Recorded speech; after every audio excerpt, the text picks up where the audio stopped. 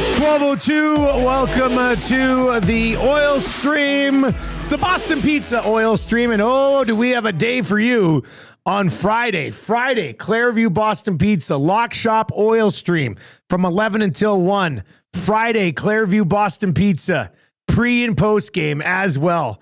So it is like locked in. I wonder if we can just leave. We'll just leave the gear set up. And then Tommy will be back for pre and post game a little bit later on. And I'll be at Boston Pizza, where the hockey gods have delivered the ultimate playoff menu. And I need somebody to try those damn matzo sticks with the little pepperonis on them, and let me know how good they are. I'm gonna get there eventually, but that looks like my most favorite thing on the playoff menu that I want to try.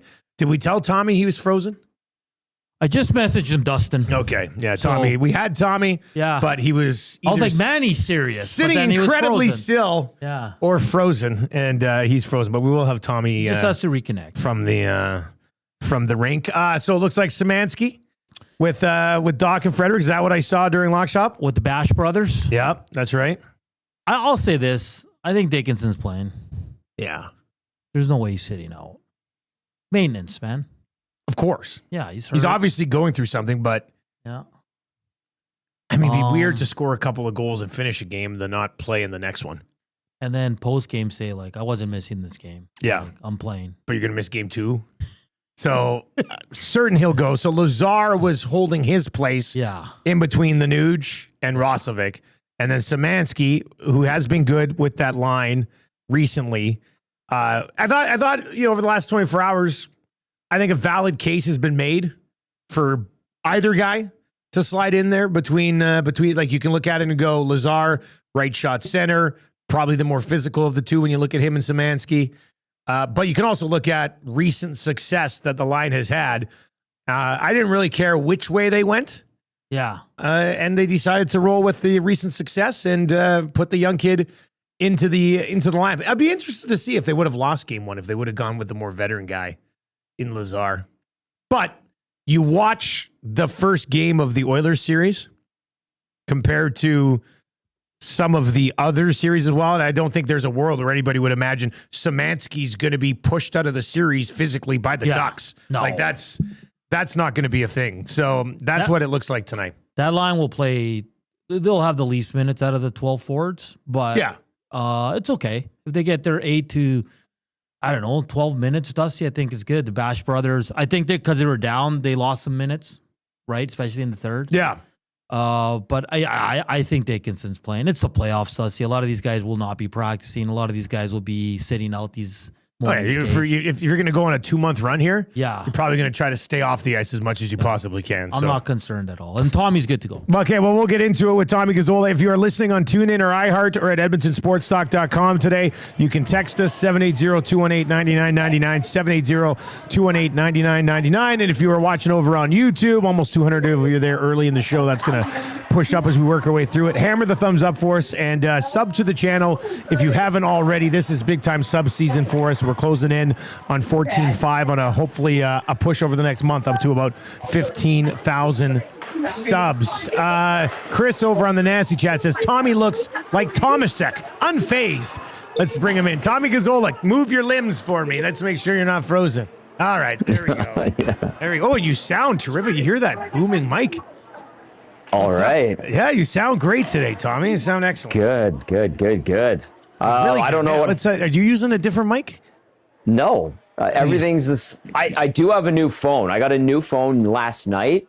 Oh, okay. Maybe that has something to do with it. I don't know. I'm waiting for. It seems like the same phone, but maybe the settings are a little bit better. Didn't you get like a new phone a couple years ago? Yeah, but so Bellsy set this thing up, right? Okay. He sets this thing up with Bell. Ironically enough.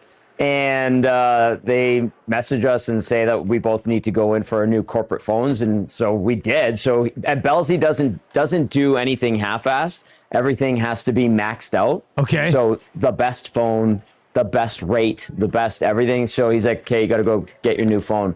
So I finally took care of that yesterday. Maybe this phone has a better audio chip. I don't know. What type of phone did you get? Here. What type of phone did you get? iPhone 17 Pro Max, I think it's called. Yeah, so right. it's nice. I'm not a phone snob, so I have no clue what is new about it. Probably everything's slightly upgraded over. How was it transferring stuff over? That was easy. That was super easy. Nice. That took like half an hour yesterday. Even I could figure it out. But yeah, maybe it's the phone. I don't know. Like it has all my stuff from before is on there, and it was a super simple process. That sounds nice. Yeah, okay, good. I'm happy to hear that. I'm glad it was easy to transfer. So I'm still on like a Bell phone through TSN, and I'm rolling an iPhone 11, and they've got me a new one. It's waiting over at our old office. I know it's going to take forever to set up because you got to put a bunch of like Bell stuff on it. So yes. It's been sitting there for 2.5 weeks, but I haven't gone and got it yet because I'm like, I don't have time to set this thing up yet. But now I hear it's an iPhone 17 as well. So now I hear your iPhone 17. I go, oh, maybe I should go get that and set that thing up. That's a big jump. Like that one's going to be a big jump. I think there's going to be a learning process for you because you still have like the touch button, right? The haptic touch button on the bottom. No, I just scroll up. Oh, okay. Maybe I'm thinking of my iPhone 7, but I had an 11, which was great. And then went to the 15, and then now it's the 17, and they all seem the same to me. But if the guts of it is better and improved, then we get to enjoy the splendor of it on this fine program on our fine station. Are you using it for video too right now, Tommy? Yeah. Yeah, the video even looks better. It looks nice. It looks clear and crisp. I shot a thing with Randy Hahn, who will be calling the game for TNT tonight. Usually he does San Jose Sharks broadcast. Yeah, I saw him in Winnipeg last week. Yeah, great guy. And I shot it on this phone, and it looks pretty tight. Looks nice and tight, as I like to say. You know what happened, I think, with Randy Hahn last week? Tell me. I think he popped into my booth briefly because he knew I was like new guy doing it and asked me if I needed anything.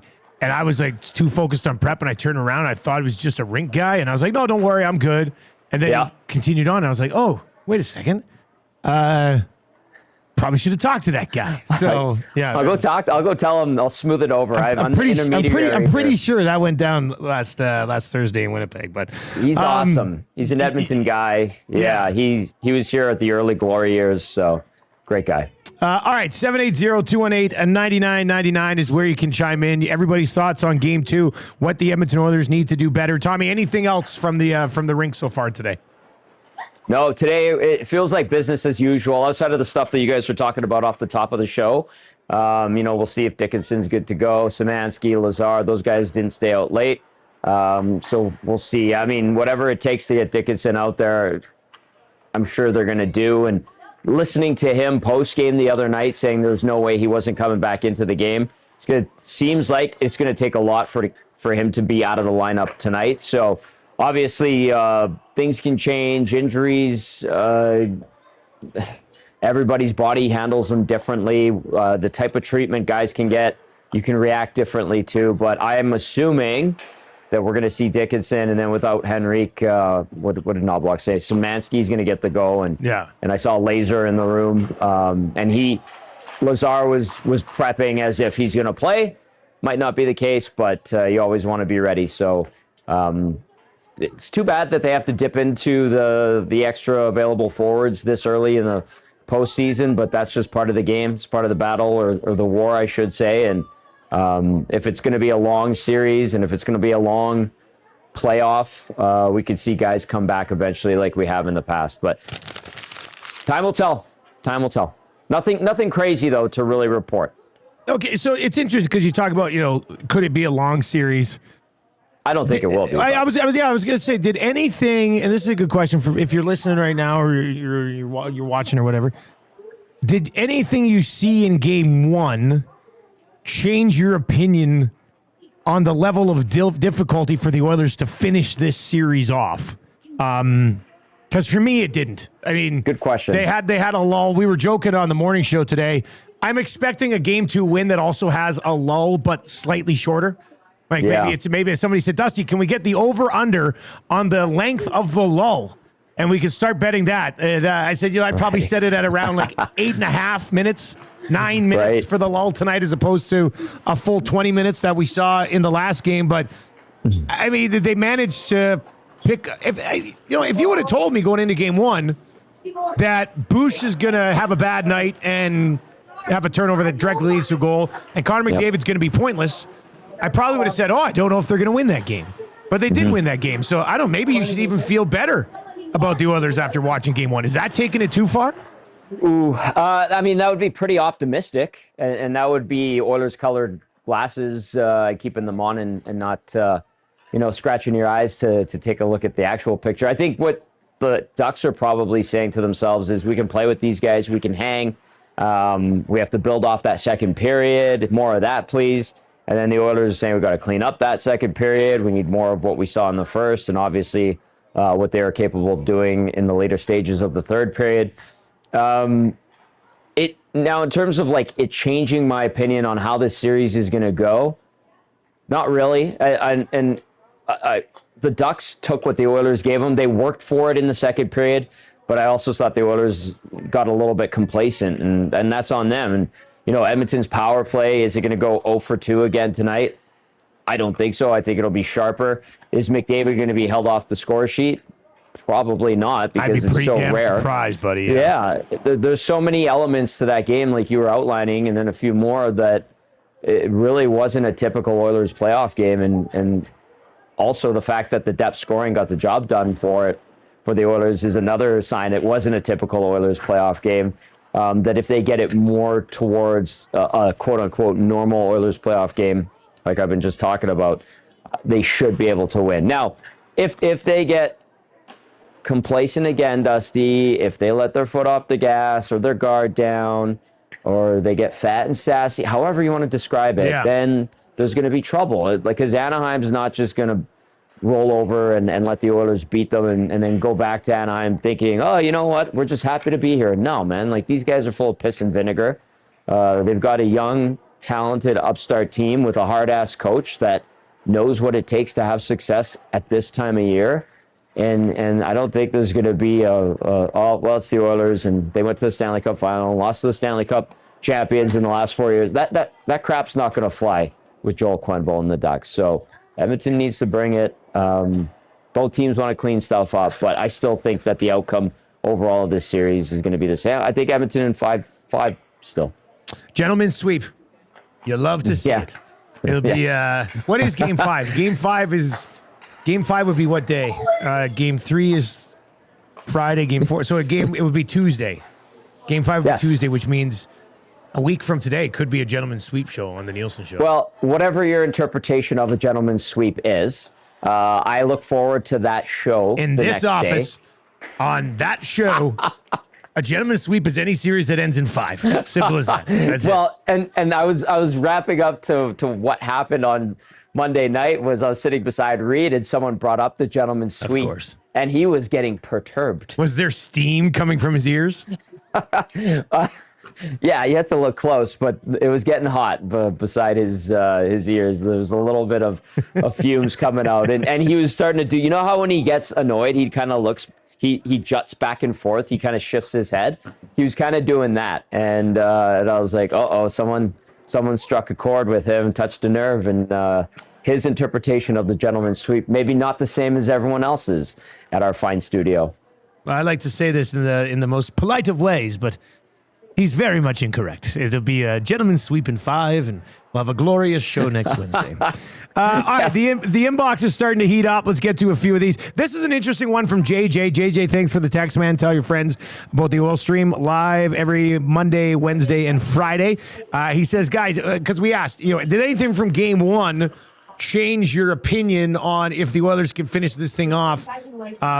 It's more difficult for them to finish it off than you thought going in. He says, anything from game 1? No. Anything from the past 5 years? Yes. They never make things easy. So true. That's a good point from JJ as well. Haji is in and says, honestly, I expected more physicality from the Ducks. If the Ducks are going to play a less physical game, I think the Oilers are perfectly fine matching that. The physicality level that we saw in game 1, Tommy, does not appear to be on the level of some of the other series that I'm watching here in the first round. No. Do you expect it to be more physical in game 2? And do you think the Oilers would rather just sort of play the game 1 style of physicality here to finish off the Ducks? Yes, I do expect it to get more physical.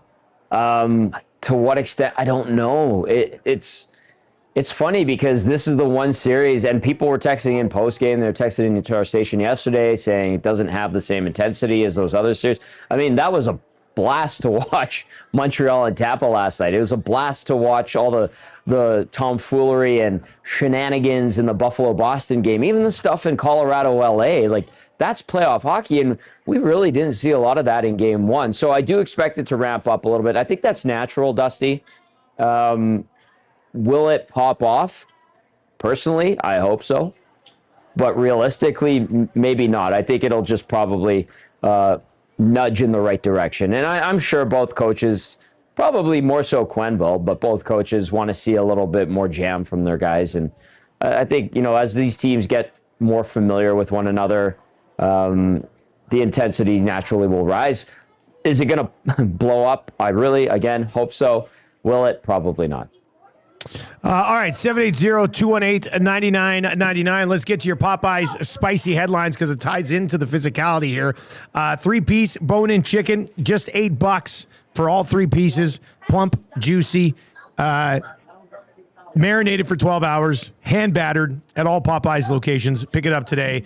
Ryan Rishaug tweeting out about 3 minutes ago that Radko Gudas will not play in game 2 tonight. And he'd been banged up a little bit down the stretch. Tommy is there. The Ducks are just wrapping up their portion of that was an optional for the Ducks as well, right, Tommy? Yeah, but I think they had full pull, actually. I think they switched it up. All right, so they would have had everybody out there, yeah. Both teams, I think, went full pull today, Dusty. But they both teams kept it very short, very, very short. And what you're getting is the guys that are the extras that are skating right now. Thoughts on Gudas not being available to go tonight? Well, he wasn't great in game 1. So clearly, if it wasn't for him, the Oilers might have been in a tougher spot late in that hockey game. Yes. Great, nice, very professional way to describe it. Others would say he screwed up, slipped, whatever, cost them, if you want to be that harsh. But if it's to the point where he can't go and they're declaring him out, that's the emotional heartbeat of their team. He's a warrior. I mean, is he dirty? Yes, but he battles, Dusty. We've seen it in the Olympics when he hurt Sidney Crosby. We've watched him do it throughout the course of his career. We've seen him do it against the Oilers, get a little overzealous with whichever team he's on, and obviously he'd want to be out there, but it does make a difference because A, he's a good veteran defenseman, B, he's their captain, and C, clean play, dirty play, physical play, whatever, he can change a game on a dime. And sometimes when you change a game on a dime, that changes the outcome of the series on a dime too. And so having him out is a big loss and detriment to the Anaheim Ducks, no matter how you cut it. All right, so that's something that's been developing through the morning here. It looks like Radko Gudas will not play in game 2 for the Ducks tonight, which, Tommy talks about being a heartbeat of the team and one of the guys who drives things physically. I would have to think that the physicality level in tonight's game probably doesn't go beyond what we saw in game 1, especially if a guy like Gudas is not going to be in the mix there. I see Big Uke over in the chat saying he feels even better about the Oilers -1.5 right now. Yeah, we didn't really talk Oilers puck line on Lock Shop today, but it might not be a bad play if you're expecting bounce backs from Bush and McDavid tonight. Who will draw in for the Ducks? If well, they have Hellison and Zellweger were out. Okay, the other night. So now they are Hellison's a righty. Gudas is a righty. And Zellweger's a lefty. Yeah. So we'll see what happens there. And then they've got Moore, who's a D-man, but he was on that pretty effective fourth line last game as well, and he's a righty. So we'll see what they end up slotting in on the back end in place of Radko Gudas. Now, I mean, Trouba and Karlsson still log a lot of a lot of minutes on the right side. So it's not like they're losing a guy that's going to be playing 24, 25 minutes a night for them. I see Chris is saying Tyson Hines. Yeah, well, is he a righty? He's a lefty, isn't he? I think he's a lefty. Yeah, he's a lefty. He was already in the lineup. So, he's already there. So that's why we didn't bring him up, because he's not an option to come in because he had already been in the lineup. All right, 780-218-9999. We can get into a few more of these. Bonnie Doon Rod is asking, did Dickinson take a knock in game 1? I mean, didn't play for a good stretch before game one. So I think it's the lingering effects of the injury that's kept him out of the last couple of Oilers regular season games. I mean, this is just going to be a thing. Dickinson's probably only going to be playing games. That's it. Like this happens. Yeah. And listen, like it depends how efficiently you get through each round. If you get through each round, you buy yourself some time to heal up. And if it is a long run, guys can heal up throughout the course of a playoff run. But you're right. It's kind of just the reality of the situation as his body kind of recovers from taking a shot in a really tough place a couple of weeks ago against San Jose. I see Reed Wilkins in the chat arguing with people about the gentleman sweep definition. So, I mean, playoff Wilkie's ready to go. He's locked and loaded. So, of course, it's kind of funny. Now it all ended on good terms because Reed's a very nice man. But I do like the fact that he's in the chat getting after it for the sure. And Haji actually also texted and says, "Hey Dusty, if they win in 5, you should make Reed host the gentleman's sweep show that morning." I would never do that to him because I like doing gentleman's sweep show. It's fun to kind of escape for a little bit. And Reed enjoys the theater. I'm surprised he wouldn't win. He does characters. I think Reed could be very good on a gentleman's sweep show. That's what I want to surprise people with. Eric, Trev, and I doing the gentleman's sweep show. But then at 8:40 in the morning, the bookbinder is a gentleman, slides into the middle seat and how do you do? I think that'd be good. He'd rock the hell out of the top hat. I think that would look pretty good. Force him to do a segment on that show, even if it's not his regular day, and then make him do it in the gentleman's sweep character like you and Eric do, and just force him and say, you have to do this. See how that goes. Let's do it. Come on in here. I love it. Let's make that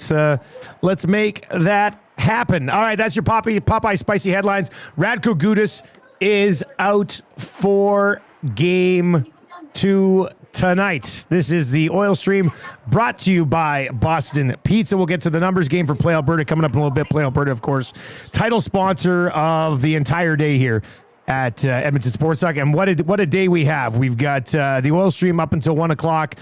EST afternoons with Hernan Salas and Joaquin Gage from 1 until 3. The Reed Wilkins show today from 3 until 6:30. Then Tommy will take over from Ice House downtown from 6:30 up until puck drop, which will not be 8:22 tonight.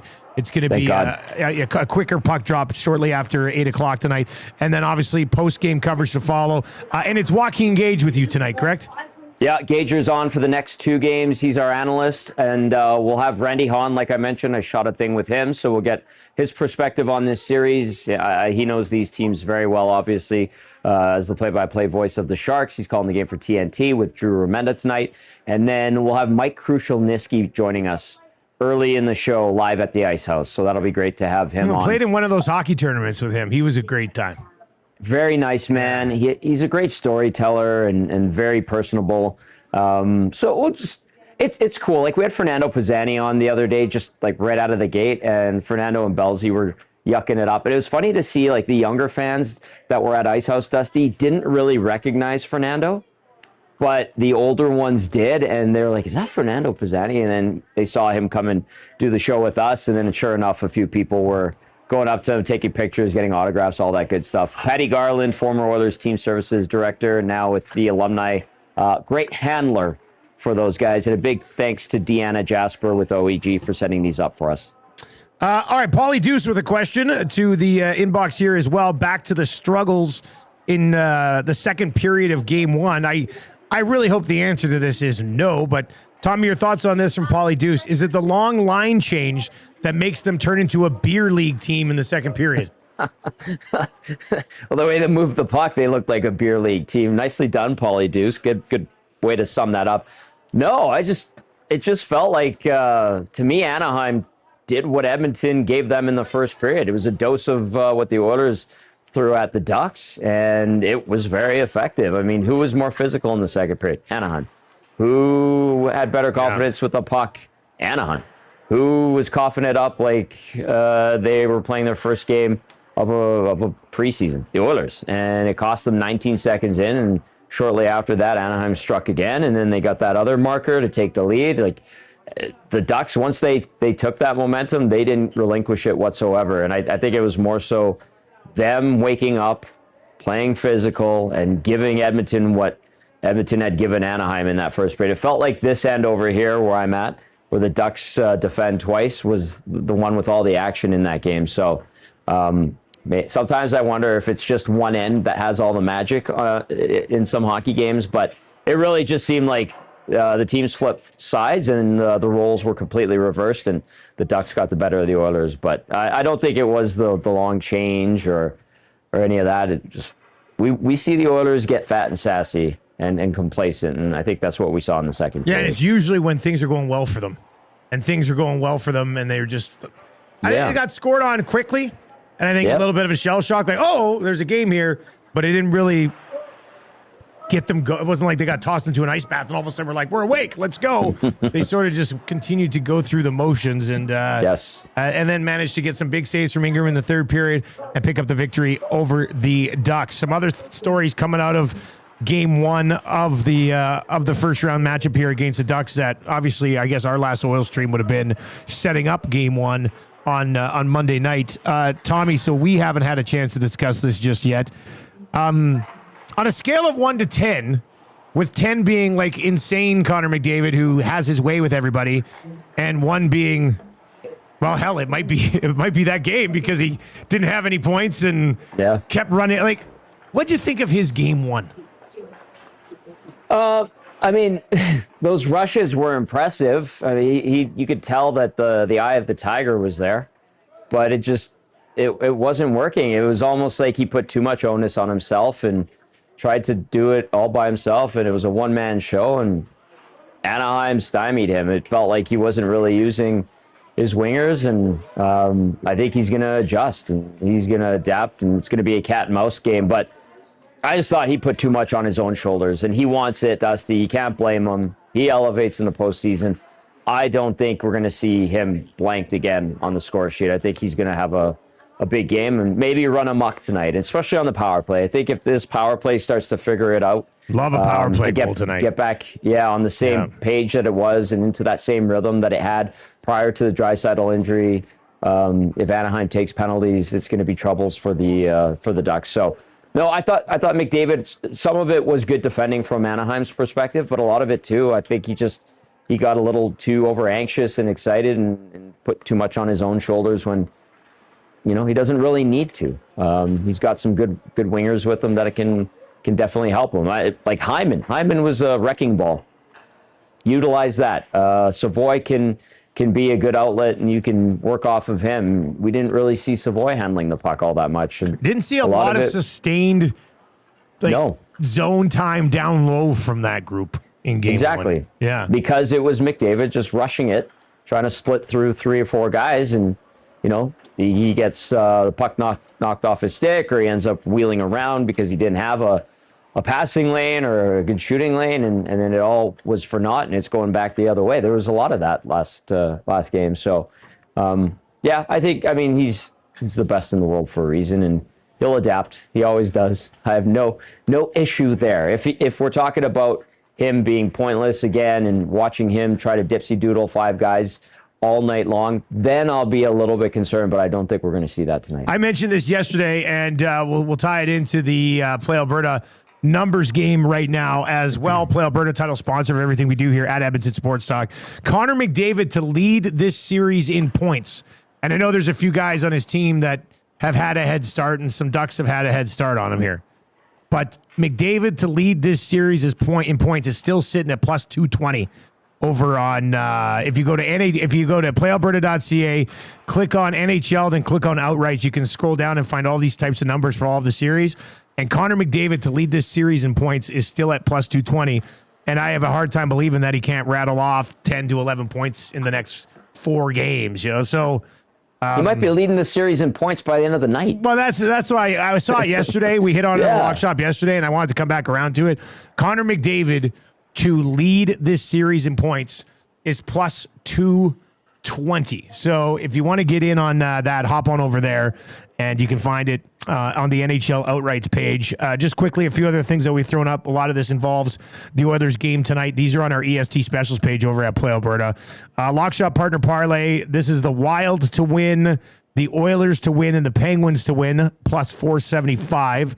Lock Shop Goal Prop Parlay. Malkin, Kaprizov, and Draisaitl all to score tonight. Goals, not points. We're talking goals, plus 1767.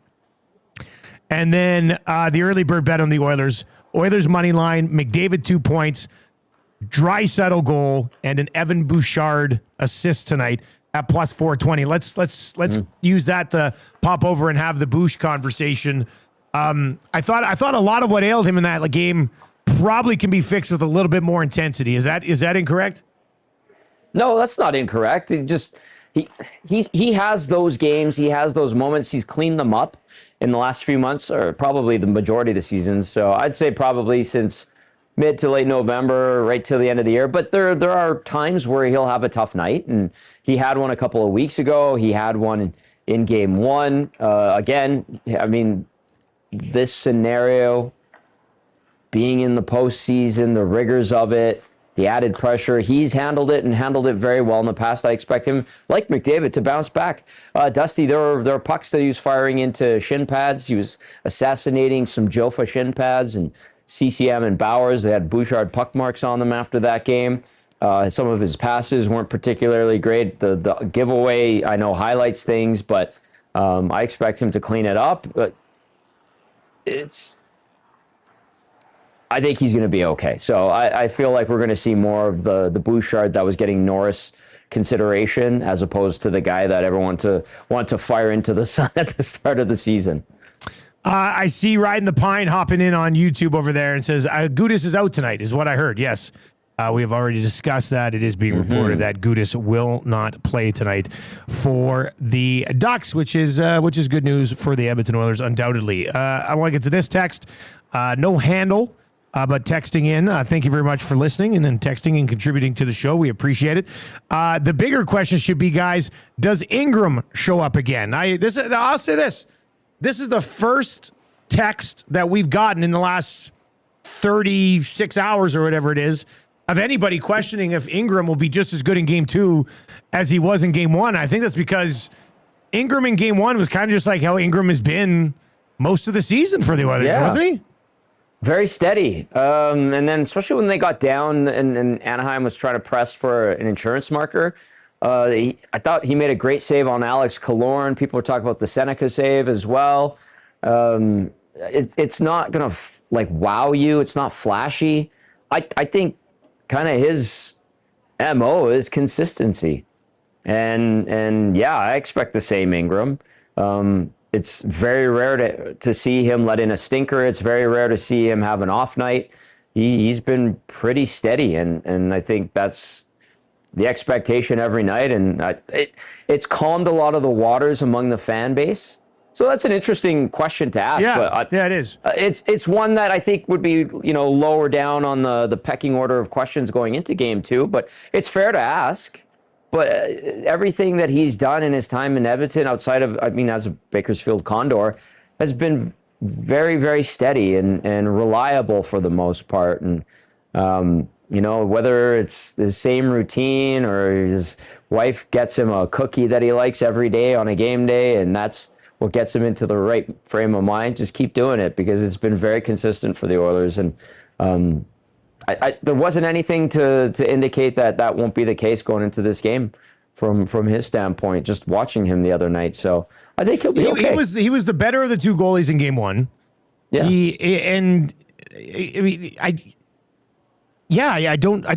would hope that person texts in and doesn't expect Ingram to fall apart in game 2. Like, he's been been steady. As somebody in the chat, I think, kind of nailed it. Like, he basically makes all the saves he should, and 1 or 2 that he shouldn't.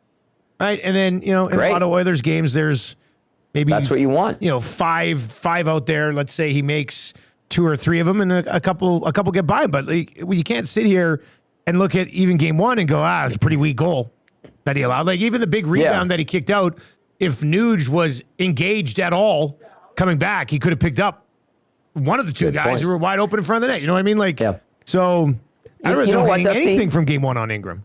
No, and maybe that thought process or mentality, you know, maybe you're just having afternoon thoughts and you're wondering about the game and you deep dive on a few subjects in your mind and maybe work's boring.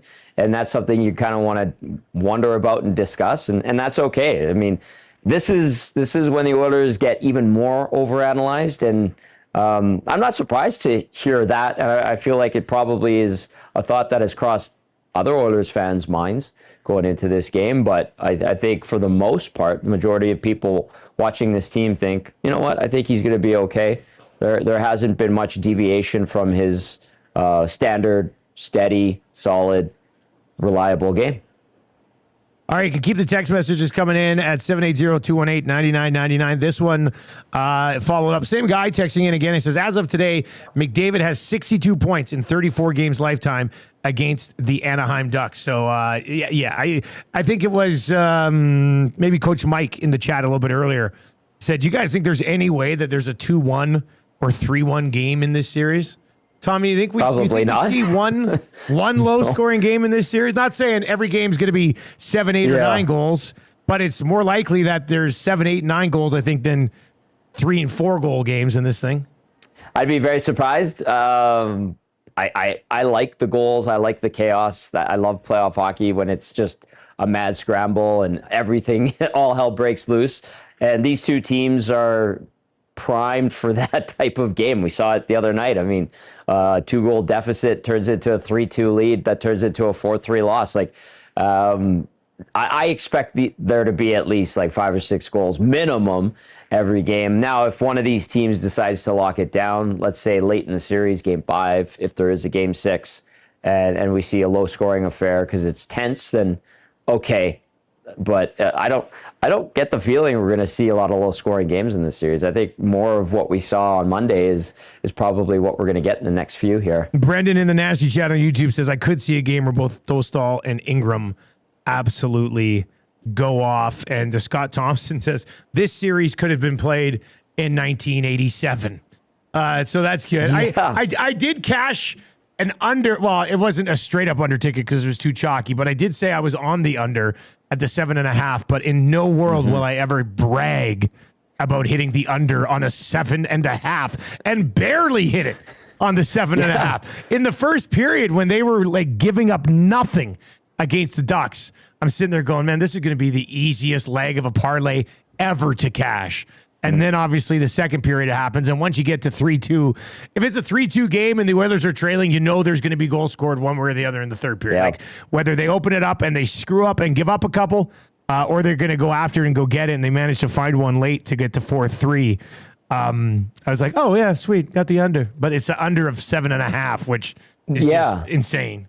And the over was at like plus 185 over at Play Alberta on Monday night. At the 7.5 number. Yeah, it's back down to 6.5 today. But okay, that makes sense. You are seeing it. Huss said earlier he saw it at some places at 7, but I don't think you're going to see a 7.5 listed anywhere for this one. Nuge and Roslovic. I mean, we saw their center have a couple of goals, big goals for this team. Nuge did not have a shot on goal in the first game. Had a great look, short side and tight, and put it up over top of the goal. Yes. And then I didn't think Roslovic was very noticeable. And obviously some eyes are going to be on Roslovic because of the fact that he was healthy scratch in the playoffs last year after having a good season and being on a good team. I would certainly like to see more from both of those guys tonight. Do you think they get it? Yes. I think a lot of the disruption had to do with Henrique going down too. Because we saw Nuge take a couple spins at center with that fourth line, quote unquote, the fourth line, Doc and Frederick. I think we saw Draisaitl between them at times when they were out there. Because what did Doc and Frederick get? Around 8 minutes each. So I think there was a disruption from Henrique going down, and that took away from rolling the 4 lines. Guys kind of platooning in on that center position on the fourth line. You didn't see a lot of Roslovic in the second period, and I think a lot of it had to do with the penalties that were taken, the fact that Ducks were pressing, taking over the game. The physical play might have deterred him a little bit, and I'm not overly concerned just yet, Dusty, I'm more watching Roslovic. I think like Ryan Nugent-Hopkins can show up in the postseason. He'll do whatever is asked of him. Offense, you need to see him contribute. There's no denying that. We needed to see more offense from him late in the year. But I have more faith in him being able to provide in the postseason just because he's done it over the last 6 or 7 years, as opposed to Roslovic, who was a healthy scratch. I'll reiterate that last year with Carolina. And I think there was a bit of a tell there when we didn't see much of Roslovic in the second period. Maybe a little bit more in the third when the whistles went away. But roll them back out there and see what they can do. You know, I think the disruption from the injuries, even, you know, if you want to mix Dickinson in there while TD Force was taking a look at him, kind of hampered things and got them out of that flow as well. Just looking at the ice time distribution on the back end for the Oilers in the first game of this series. And if you are watching on YouTube today, 28 likes away from hitting 100. So hammer the thumbs up for us. That would be great. And then turn on autoplay so you can stick around. We are live on YouTube, iHeart, and tune in all the way up until puck drop tonight. Bouchard played 26 and a half minutes. Connor Murphy played a tidy 19:56. Matthias Ekholm was 23 minutes on the nose. Darnell Nurse, not an ideal penalty, and they scored on it very quickly, but I thought he played a relatively solid 21 and a half minutes. And then Emberson and Wallman were interesting. Wallman ended up playing 15 minutes. Emberson got 10-20. Emberson was the only defenseman on the Oilers to not record a giveaway in that game. He ends up with a point. He's +1.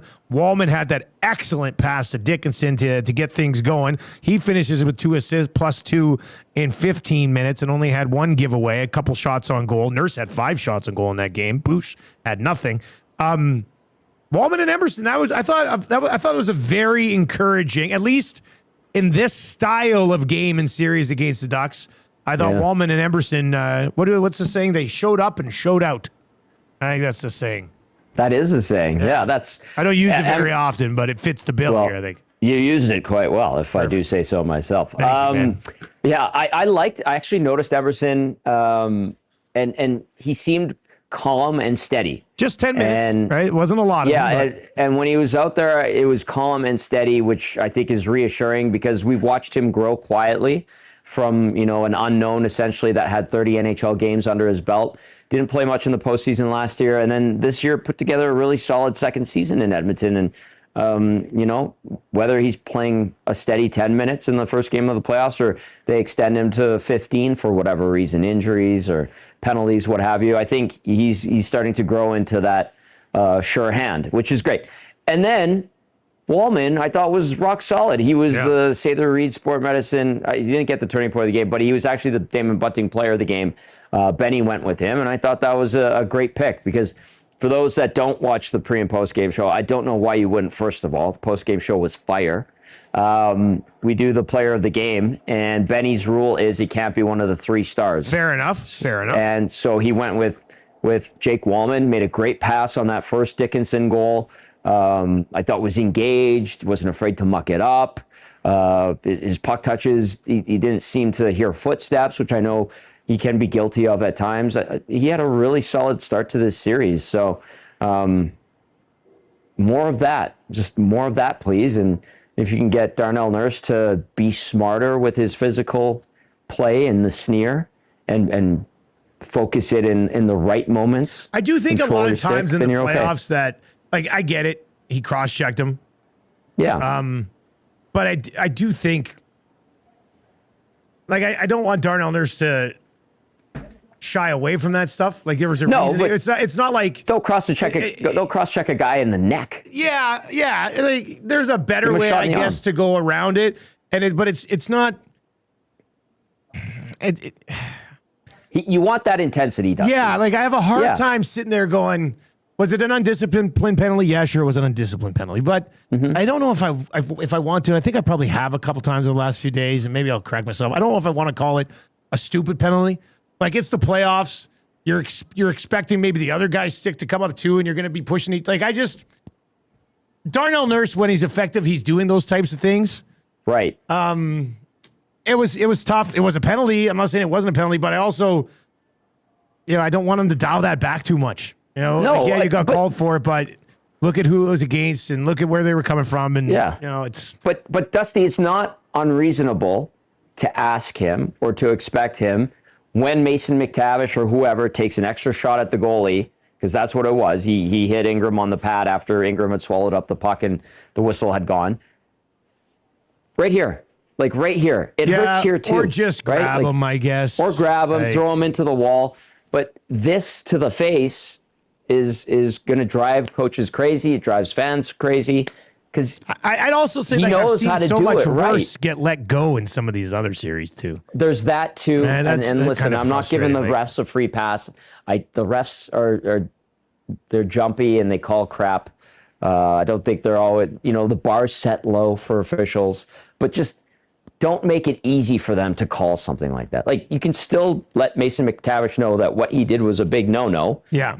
Throw him into the boards, cross-check him in the arm, or, give him a face wash, whatever. But a cross-check to the face makes it way too easy and too obvious for them to call. I like the intensity, just focus it properly.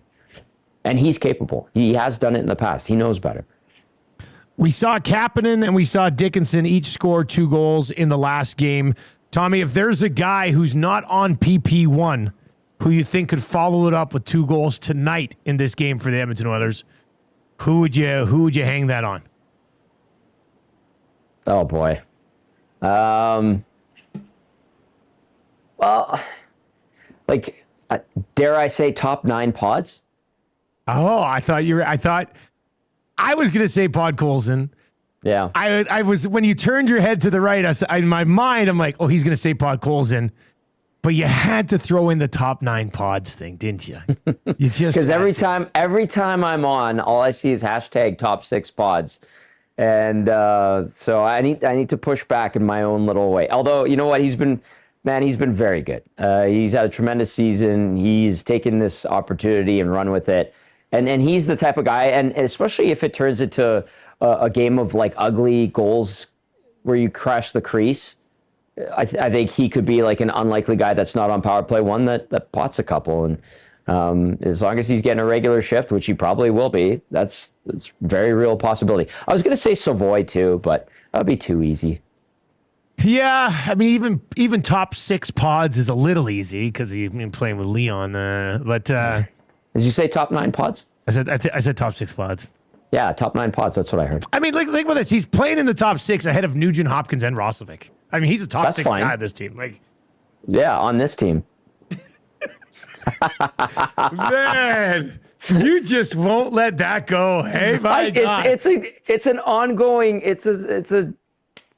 That's a gag that's going. Okay, but let's say you and I go out and we have some beers and we're speaking on it. Are you going to put your hand around my shoulder? Hey, Dusty, I actually do think Pods is a top 6 winger. Is that going to happen, or it's not in you? It's not in you.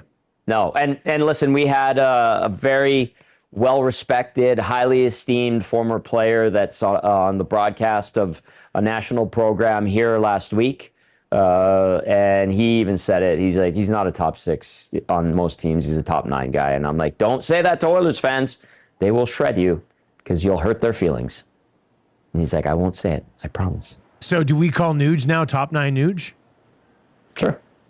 You can call him top 9 Nuge. Now you're going at the Nuge too, just to prove. Oh boy, here we go. Oh my God, can you believe Tommy Gazzola on a game day? Just knives are out. I didn't say anything. It's on now. It's on now. What have you done? Now with that new T-shirt press, I might start making top 6 pods shirts, and the rest of us can just wear them around the office.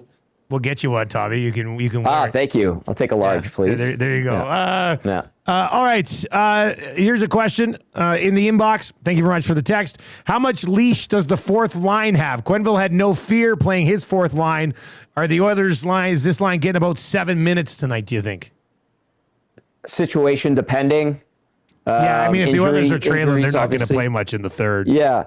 I think the intention is for them to probably play closer to 10, but with Henrique going down, it really did disrupt things. It had its, tentacles and reach throughout the forward group, unfortunately, and probably to the surprise of a lot of people. But if they're, up in the first period again, they need some physical play. Like I still think that they're probably going to get 10-ish to 12 minutes if everything runs smoothly. Now, if they're behind and the Ducks have the momentum, then probably closer to the 8 that they got on game 1. But the other thing, too, is how physical Anaheim plays.